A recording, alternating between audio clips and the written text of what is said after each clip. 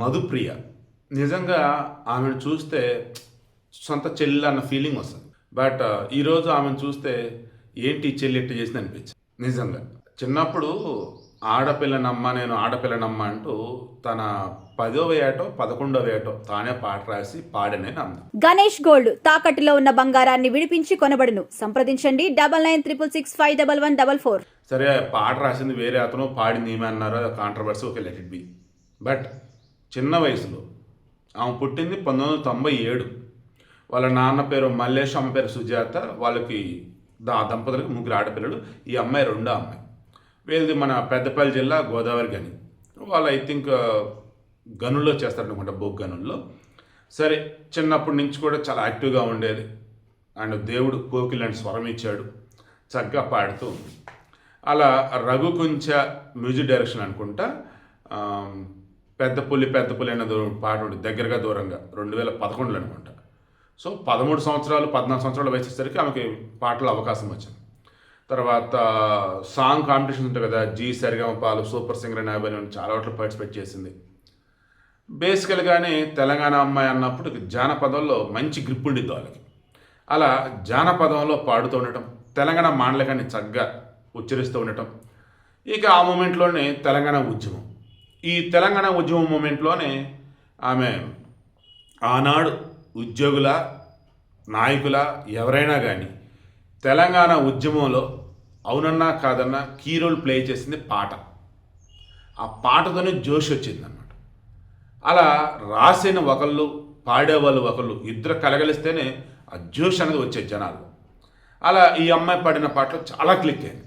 So అలా ధూమ్ధామ్ కానీ, సకల జనుల సమ్మె కానీ, ఇలా ఆనాడు ఉన్నటువంటి తెలంగాణ జేఏసీ వాళ్ళు కార్యక్రమం ఏదైనా సరే మధుప్రియని పిలవండ్రా అన్నప్పుడు వెళ్ళింది.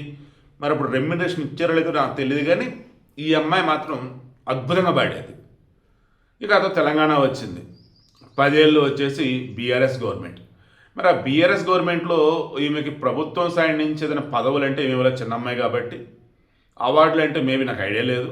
ఇదంతా ఏం చెప్తున్నానంటే, ఈరోజు మంగ్లీ ఉంది కదా, మంగ్లీకి వైఎస్ఆర్సీపీ హయాంలో పదవులు ఇచ్చారు. ఎస్యూపీసీ సలహాదారు ఆమె ఏం సలహా ఇచ్చింది నాకు తెలియదు.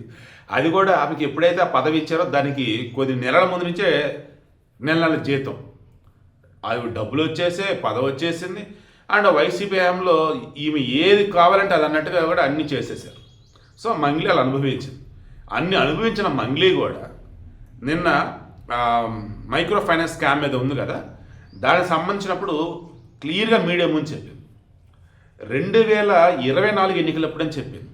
నేను ముందు అనుకున్నా 2024 ఎన్నికలప్పుడు నేను ఏ రాజకీయ పార్టీకి పాటలు పాడలేదు, వాళ్ళు ఎంత డబ్బు ఇస్తాను సరే నేను అసలు ఒప్పుకోలేదు అన్న. బట్ అంతకుముందు పాటలు పాడింది.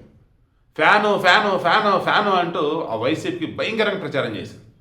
బట్ ఎక్కడ కూడా టీడీపీ నేమల్లా, చంద్రబాబు నేమల్లా. మీకు అర్థమవుతుందా? ఆమె మంగ్లీ పాటలు పాడుతూ అటు యూట్యూబ్లో అటు సినిమాల్లో ఫేమస్ అయిన తర్వాత పొలిటికల్గా అన్నప్పుడు వైసీపీలో ఆమెను రేంజ్లో వాడారు. అఫ్కోర్స్ ఖచ్చితంగా ఆమె కూడా డబ్బులు తీసుకునే పాడింది.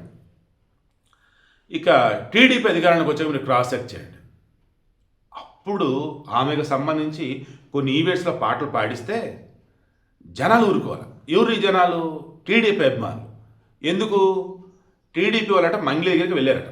ఏమని? అమ్మ మాకు కూడా పాటలు పాడమ్మా, ససిమర నేను పాడనని చెప్పిందంట. అది ఎక్కడ?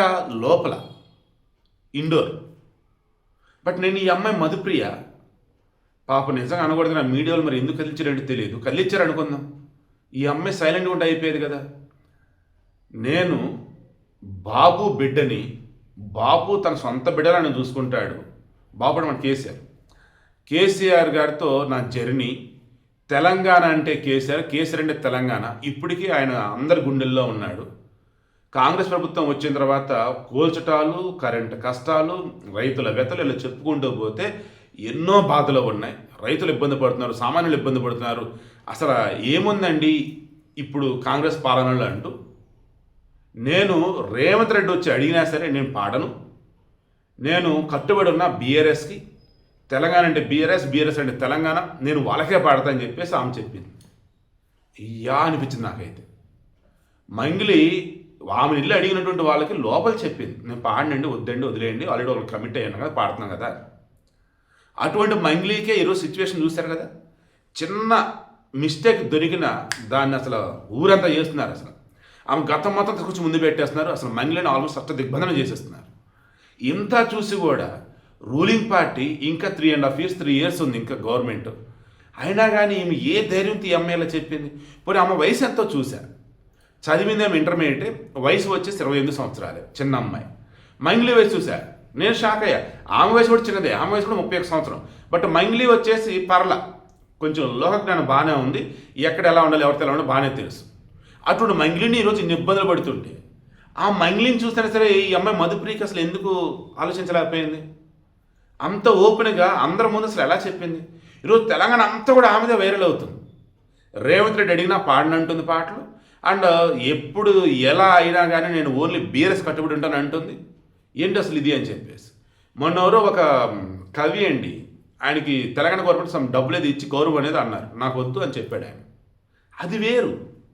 ఈ అమ్మాయి చిన్నపిల్లే, అరే ఎందుకు ఇంత తొందరపడింది అనిపించింది. మీడియా వాళ్ళని రిక్వెస్ట్ చేస్తున్నా, ఎందుకు అన్యాయంగా పిచ్చి పిచ్చి క్వశ్చన్ పాపం వాళ్ళ జీవితాలు నాశనం చేస్తారు. ఇప్పుడు రకంగా మధుప్రియకి సంబంధించి సినిమాల పరంగా అవకాశాలు వస్తలేదో డౌట్. మొన్నే సంక్రాంతికి వస్తున్న గోదావరి గట్టు మీద ఏ రకం సెన్సేషన్ అయింది, అనుకుంది బంగారాజులో ఏ రకం సెన్సేషన్ అయింది, తర్వాత ఫిదాలో వచ్చేసి వచ్చిండే పిల్లగా మెల్లగా సంథింగ్ వచ్చిండే మెల్లగా వచ్చిండే సాంగ్ ఎలా సక్సెస్ అయింది. ఇలా అద్భుతమైన అవకాశాలు, ఎన్నో టర్నింగ్ పాయింట్లు, ఎన్నో అద్భుతంగా కెరీర్లో బ్రహ్మాండంగా వెళ్తూ ఉంటే మొన్న మధ్య పెళ్ళిళ్ళ వివిధ తలనొప్పులు వాటి నుంచి బయటపడింది. ఇప్పుడు కెరీర్లో బాగానే ఉందనుకుంటే పాప అన్యాయంగా ఆ మీడియాలోని దిక్కుమాల ప్రశ్నలకి ఆ పిల్ల తొందరపడిపోయి ఆన్సర్ ఇచ్చేసి చిక్కుల్లో పడి, ఐఎమ్ షూర్ కాంగ్రెస్ వాళ్ళు మరి ఆమెను ఇబ్బంది పెడతారు అది నాకు తెలియదు. కానీ కెరీర్ పరంగా అన్నప్పుడు పాపం అవకాశాలు తగ్గుతాయేమో నాకు అనిపిస్తుంది. ఎందుకంటే కళ్ళ ముందు కనిపిస్తుంది మంగ్లీనే ఎగ్జాంపుల్, ఇప్పుడు మధుప్రియ. మరలా చెప్తున్నా మీడియా వాళ్ళని, మీకు పుణ్యం ఉండిదిరా బాబు, అన్యాయంగా పాపం చిన్న చిత్తగా ఆర్టిస్టులు అన్నా కూడా అనలేను నేను. పాపం తెలిసి తేలిన వయసులో ఎదుగుతున్నటువంటి క్రమంలో వారిని ఎందుకు లేనిపోని విధంగా పిచ్చి పిచ్చి క్వశ్చన్లు ఇబ్బంది పెడతారు. నిన్న బీఆర్ఎస్ సభకు వచ్చింది, పాటలు పాడింది.